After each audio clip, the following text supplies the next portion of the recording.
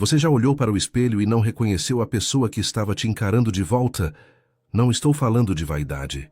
Estou falando daquele momento em que você percebe que perdeu o controle do seu corpo, da sua saúde, da sua própria vida e não sabe mais por onde começar.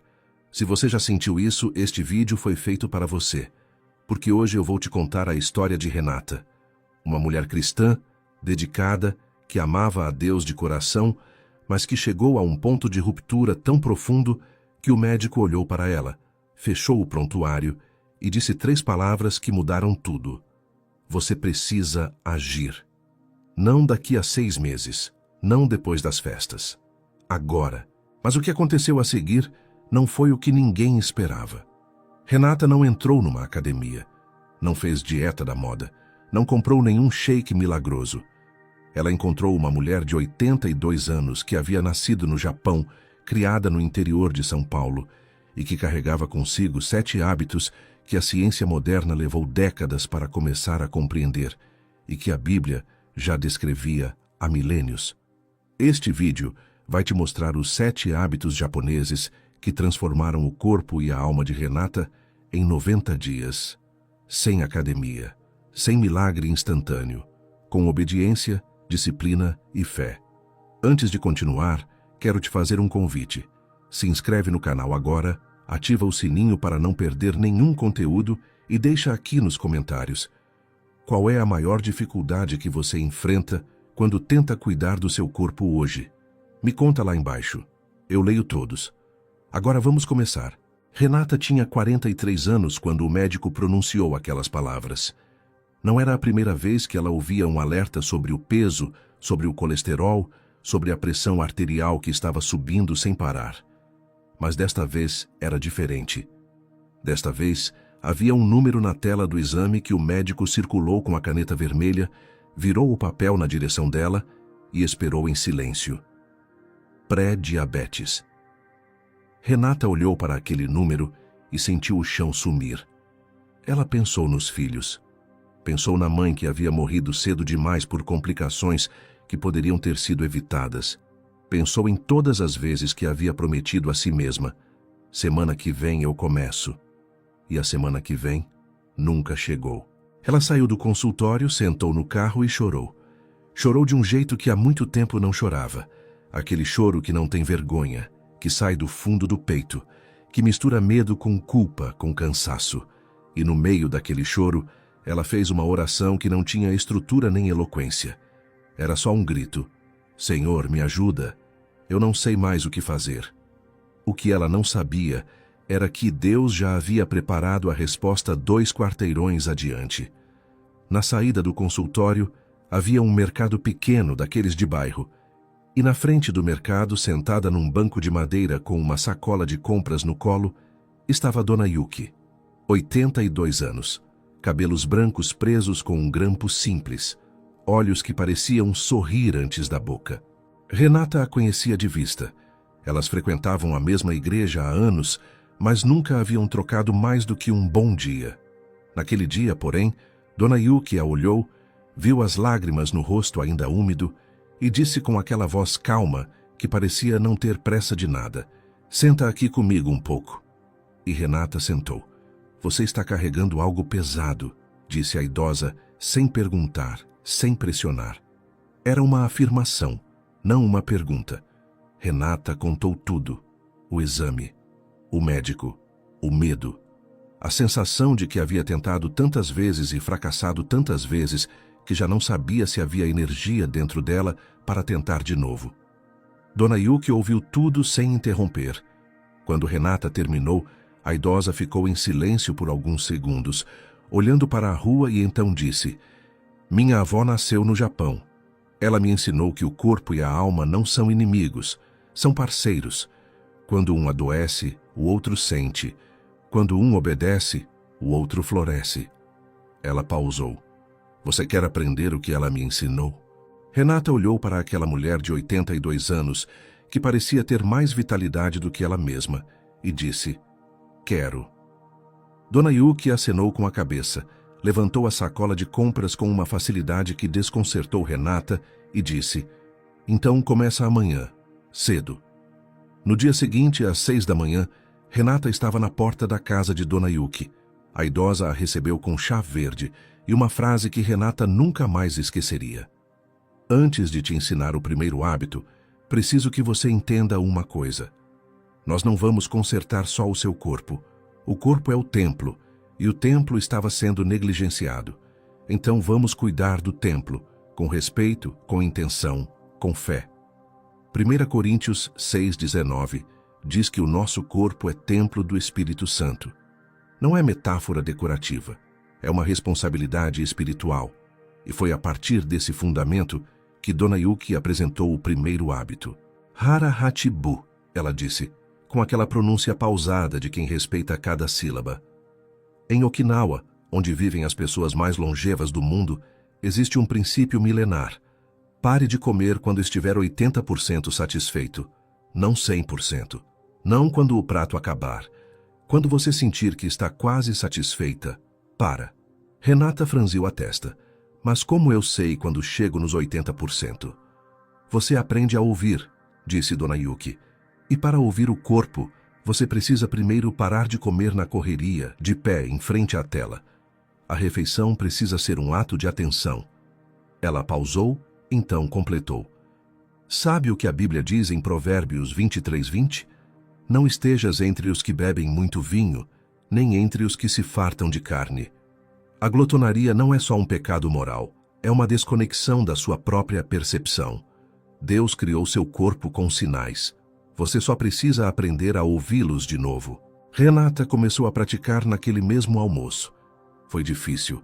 O prato estava pela metade quando ela sentiu o sinal, e o impulso de continuar era quase físico. Mas ela parou, colocou o garfo na mesa e sentou com aquele desconforto por 5 minutos, até perceber que o desconforto havia passado e que ela estava bem. Era a primeira vez em anos que ela havia terminado uma refeição sem se sentir pesada. 3 dias depois, Dona Yuki a recebeu novamente. Você praticou? Pratiquei, é mais difícil do que parece. Tudo que vale a pena é. A idosa sorriu. Agora vem o segundo hábito. Se chama Michi, caminhar como prática espiritual. No Japão, andar não é deslocamento, é meditação em movimento. Ela olhou para Renata com seriedade. Você caminha quanto por dia? Renata fez uma conta rápida e mentiu um pouco. Uns 20 minutos. Dona Yuki não respondeu diretamente, apenas disse: 10.000 passos por dia, todo dia, não numa esteira, na rua, no parque, ao redor da quadra, tanto faz, mas com intenção. Enquanto caminha, você ora. Você coloca as preocupações nos seus pés e deixa Deus cuidar do que está na sua cabeça. A ciência confirma o que os japoneses sempre souberam. Caminhar 30 minutos por dia reduz o risco de diabetes tipo 2 em até 30%, diminui o cortisol, o hormônio do estresse que sabota o metabolismo, e melhora a sensibilidade à insulina, de forma que nenhum remédio consegue replicar com tanta gentileza.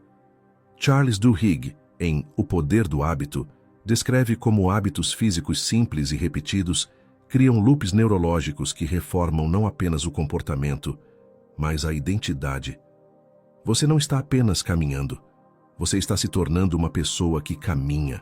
E quando Renata começou a caminhar orando, algo aconteceu que ela não esperava. As preocupações que a paralisavam à noite começaram a se dissolver nas manhãs. O corpo se movia e a mente encontrava espaço para respirar. Salmos 23:3 diz que Deus guia pelos trilhos da justiça. Renata começou a sentir aqueles trilhos sob os seus pés, literalmente, a cada passada. Na segunda semana, Dona Yuki introduziu o terceiro hábito com uma tigela de sopa na mão. Ichiju Sansai, ela anunciou. Uma sopa, 3 pratos. É a estrutura tradicional das refeições japonesas. Um caldo quente, uma fonte de proteína, 2 vegetais, uma porção pequena de arroz. Simples. Colorido, suficiente. Mas eu não sei cozinhar comida japonesa, disse Renata ligeiramente intimidada. Não precisa, respondeu a idosa com paciência. O princípio não é japonês. O princípio é equilíbrio. Uma proteína, 2 vegetais, um carboidrato, uma sopa ou caldo. Você pode fazer isso com feijão, com couve, com frango, com qualquer coisa que já está na sua cozinha. Ela colocou a tigela na mesa. O que muda é a intenção.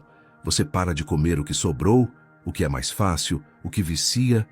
Você começa a montar a refeição como quem monta um altar, com cuidado, com gratidão, com consciência. Renata pensou em Daniel. Em Daniel 1:8, ele decidiu não se contaminar com a comida do rei, não por religiosidade performática, mas por convicção de que o que entra no corpo importa. E Deus honrou aquela convicção. Em 10 dias, Daniel e seus companheiros estavam mais saudáveis do que todos os outros. O princípio não mudou. O corpo responde ao que recebe, e a fé que cuida do templo recebe a bênção de um templo que funciona. Na terceira semana, Renata já havia perdido 4 quilos.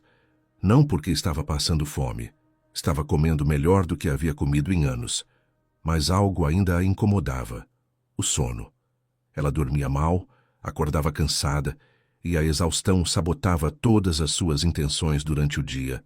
Dona Yuki reconheceu o problema imediatamente. Quarto hábito, Nemuri, o sono sagrado.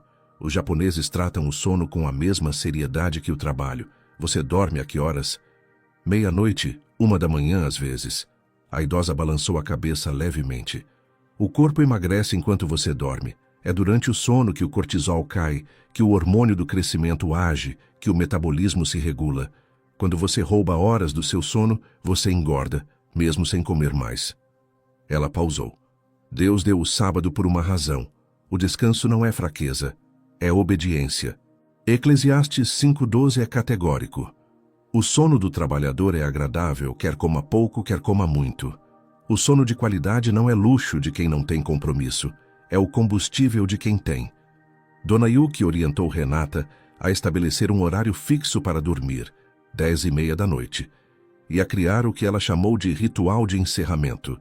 Desligar as telas 1 hora antes, tomar um chá, registrar 3 gratidões no caderno e entregar o dia a Deus em oração. Em 2 semanas, Renata estava dormindo profundamente pela primeira vez em anos e acordando com energia que ela havia esquecido que existia. O 5º hábito chegou numa tarde de chuva, quando Dona Yuki preparou chá verde e se sentou em frente a Renata, com aquela expressão de quem vai dizer algo importante. Shokunin, ela começou. A palavra japonesa não tem tradução exata, significa algo como artesão, alguém que faz qualquer coisa, mesmo a mais simples, com maestria e devoção. Lavar a louça como se fosse arte, dobrar a roupa como se fosse ritual, preparar a refeição como se fosse oferenda. Ela olhou para Renata. Sabe qual é o maior inimigo da sua saúde hoje? Renata pensou. O açúcar. O piloto automático, respondeu a idosa. Você come sem perceber, move sem intenção, vive no automático. E o corpo reflete isso. Ele também funciona no automático, acumulando, retendo, sem receber sinal nenhum de que precisa mudar. James Clear, em Hábitos Atômicos, explica que a identidade precede o comportamento. Você não consegue mudar o que faz sem primeiro mudar quem acredita ser.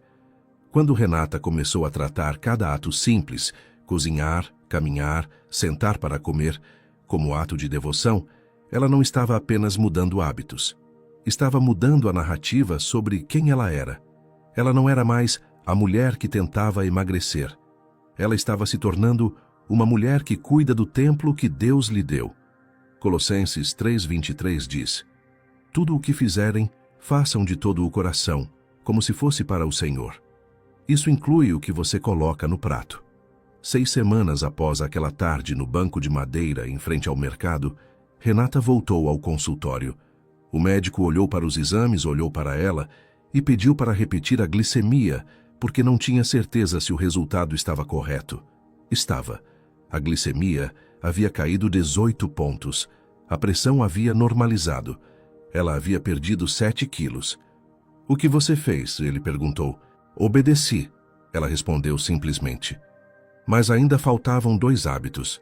E Dona Yuki havia avisado que os 2 últimos eram os mais difíceis. Não porque exigissem mais esforço físico, mas porque exigiam algo que o mundo moderno havia esquecido como fazer: parar. O sexto hábito era o ma, o espaço sagrado entre as coisas. No Japão, existe uma filosofia estética que valoriza o vazio tanto quanto o preenchido, o silêncio tanto quanto o som, o espaço entre as notas tanto quanto as próprias notas. Aplicado ao corpo e à saúde, ma significa não comer entre as refeições, não beliscar, não preencher cada momento de fome com algo, permitir que o corpo entre no jejum intermitente natural que os japoneses praticam há séculos sem nenhum nome científico. Quando você come a toda hora, explicou Dona Yuki, você nunca dá ao seu corpo a chance de usar o que já tem. A gordura só é queimada quando não há açúcar disponível. E não há açúcar disponível quando você para de comer por um tempo. Ela serviu mais chá. Mas aqui está o que ninguém te fala. O espaço entre as refeições também é espaço espiritual. É quando a fome física te lembra da fome espiritual. Mateus 5,6 diz: Bem-aventurados os que têm fome e sede de justiça. Não é metáfora acidental. A fome ensina dependência. E dependência de Deus é o começo de toda transformação. Renata começou a observar janelas de 12 a 14 horas sem comer, simplesmente não beliscando depois do jantar e aguardando o almoço do dia seguinte com um café da manhã leve. E algo aconteceu que ela não esperava. A compulsão alimentar, aquela voz que a chamava para a cozinha às 10 da noite, sem nenhuma fome real, começou a enfraquecer. Porque ela aprendeu a sentar com o desconforto e perceber que ele passava, que ela sobrevivia, que ela não precisava de comida para se sentir segura. Isso era mais do que metabolismo, era cura emocional. O sétimo e último hábito foi apresentado numa manhã de domingo, depois da missa, quando Dona Yuki convidou Renata para sentar no jardim da sua casa. Era um jardim pequeno, mas cada planta estava colocada com uma precisão que parecia intencional. Havia uma pedra no centro. Nenhuma pedra estava lá por acaso. Ikigai, disse Dona Yuki. Esta palavra você provavelmente já ouviu. As pessoas costumam traduzir como propósito de vida, mas a tradução mais honesta é razão para acordar de manhã. Ela olhou para Renata. Sabe o que as pesquisas sobre as zonas azuis do mundo, os lugares onde as pessoas vivem mais de 100 anos com saúde, descobriram? Que o denominador comum não é dieta, não é exercício, é propósito. Pessoas com Ikigai têm inflamação crônica menor, cortisol mais estável, sistema imune mais forte. Carol Dweck, em Mindset, demonstra que pessoas com mentalidade de crescimento, que acreditam que sua vida tem direção e sentido, apresentam indicadores de saúde física significativamente melhores do que pessoas que sentem que sua existência é aleatória. O corpo responde ao que a mente crê sobre a vida. Mas aqui está o que a sabedoria japonesa e a ciência descobriram juntas, continuou Dona Yuki, e que o Senhor havia dito antes de qualquer um deles. Ela abriu sua Bíblia surrada no livro de Jeremias 29:11 e leu devagar. Porque eu sei os planos que tenho para vocês, diz o Senhor, planos de fazê-los prosperar e não de causar dano, planos de dar a vocês esperança e um futuro. Ela fechou o livro. Quando você sabe que há um plano, que há um futuro, que há um Deus que te colocou aqui por uma razão, seu corpo não precisa mais segurar tudo com medo. Ele pode soltar, pode funcionar, pode viver. Renata ficou em silêncio por um longo momento. Então disse: Eu perdi meu Ikigai quando minha mãe morreu. Eu acho que eu parei de acreditar que havia razão para cuidar de mim. Dona Yuki assentiu com gentileza. E o corpo soube disso antes de você. Foi naquele banco de jardim, numa manhã de domingo, que Renata compreendeu que o excesso de peso que carregava não era apenas físico. Era um luto não resolvido. Era medo disfarçado de cansaço. Era uma mulher que havia parado de acreditar que merecia cuidado porque havia perdido a pessoa que mais a ensinara a se sentir amada. E Deus, em sua misericórdia, havia usado uma idosa de 82 anos, um banco de madeira e 7 hábitos japoneses para devolver a ela algo que nenhuma dieta poderia: a crença de que sua vida valia o esforço de ser cuidada. Agora preciso parar aqui e falar com você diretamente, porque este vídeo chegou num ponto que a maioria dos conteúdos de saúde nunca chega, e eu preciso que você ouça com atenção. A maioria dos cristãos que luta com o corpo não tem problema de disciplina, tem problema de crença. Você não acredita que merece cuidado, ou acredita que cuidar do corpo é vaidade, ou está esperando motivação antes de agir, e a motivação nunca vem, porque a motivação é filha da ação, não mãe dela. Você acredita que Deus vai mudar seu corpo enquanto você não muda nenhum hábito, porque pela graça somos salvos, e você misturou graça com permissão para ignorar o templo que recebeu. Deixa eu ser direta. Isso é uma mentira. Graça não é ausência de responsabilidade. Graça é poder para cumprir responsabilidade que você não conseguiria cumprir sozinha. E Deus já te deu o corpo, o discernimento e agora, se você chegou até aqui neste vídeo, os 7 hábitos. O que você vai fazer com isso é sua escolha. Sabe o que é mais cruel nessa história? Não é o açúcar, não é o sedentarismo, não é a falta de tempo. O que é mais cruel é a mulher que ouve isso tudo, fica emocionada, comenta: "Que vídeo lindo, me tocou muito", e não muda absolutamente nada na semana seguinte, porque ela está esperando sentir vontade, esperando as circunstâncias serem perfeitas, esperando um sinal ainda mais claro do que um exame com glicemia alterada, um corpo exausto e um vídeo que chegou no momento exato da sua busca. Tiago 1:22 diz: "Sede praticantes da palavra e não somente ouvintes, enganando-vos a vós mesmos." Você pode ouvir sobre Hara Hattibu, sobre o Ma, sobre o Ikigai, e continuar sendo a mesma pessoa amanhã. Isso é possível, mas seria uma tragédia. Wallace Wattles, em A Ciência de Ficar Rico, escreve que não existe diferença entre as pessoas que alcançam transformação e as que não alcançam em termos de inteligência, talento ou circunstâncias. A diferença está em fazer as coisas da maneira certa, com método, intenção e consistência. O caminho está aqui. A questão é se você vai caminhar nele. Então vamos ao plano.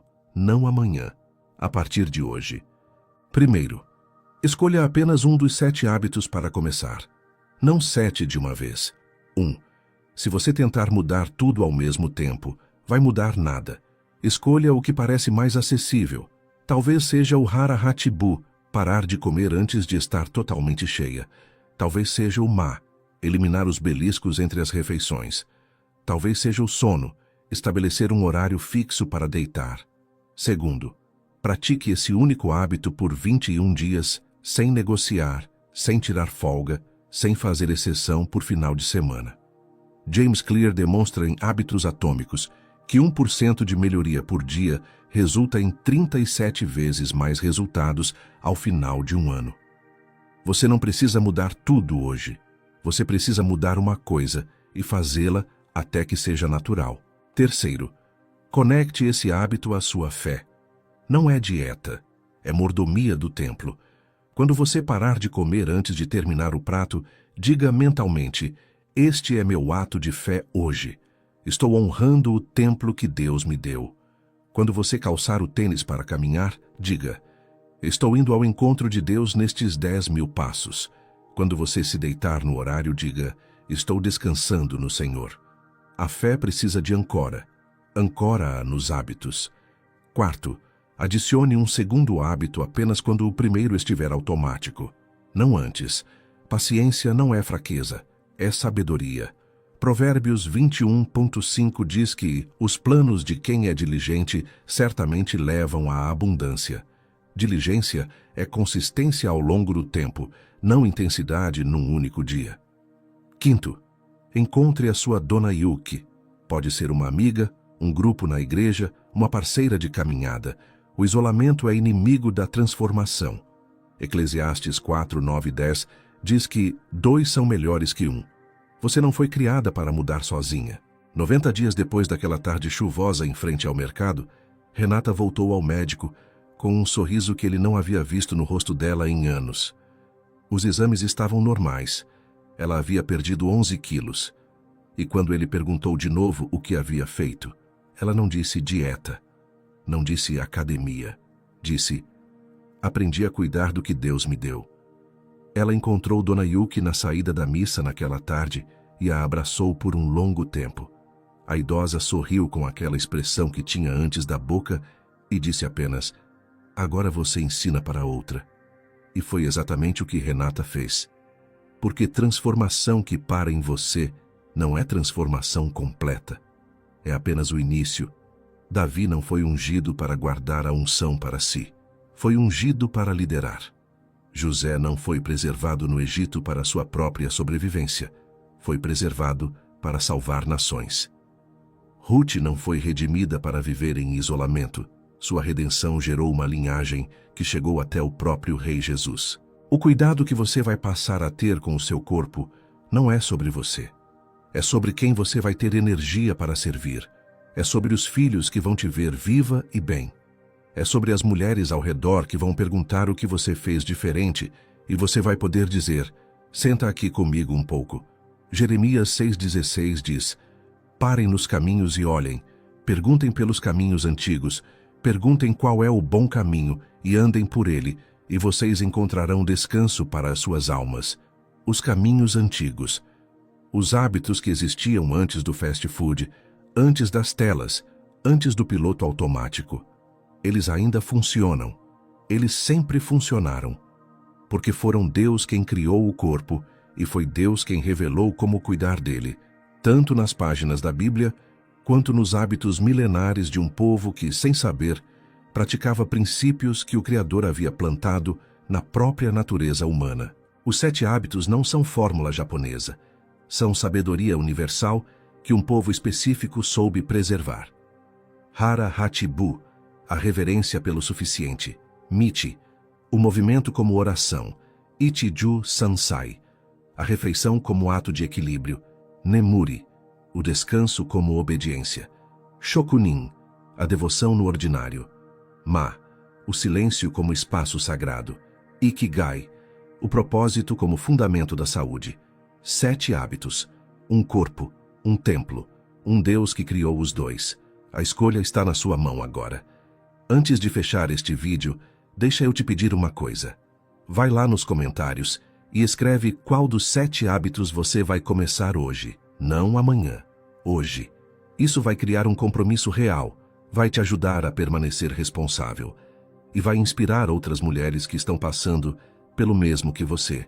Se você quer se aprofundar em princípios de transformação que complementam tudo que vimos aqui, dá uma olhada no nosso shopping.